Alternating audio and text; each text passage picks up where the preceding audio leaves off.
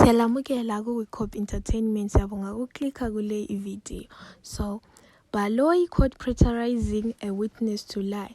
Ufakazi warrant officer ekuqaleni ufakaza ngobuchwepheshe wezobuchwepheshe echaza inqubo yokukhipha idatha, ukubhala ama-CD nokuchaza ukusebenza kwefoni njengama-SD card namaphethini okuphepha.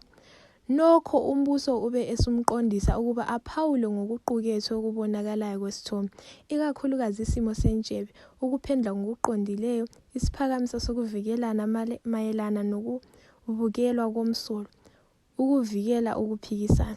Kugomela ngokuthi lokhu akungeni ngaphakathi kobuchwepheshe bakhe futhi kuyimibono yakhe. Lesi simo siveza inyathelo enamasu esenziwe umbuso ngokusebenzisa ubufakazi wezobuchwepheshe ukuze afakaze ngokuhumusha.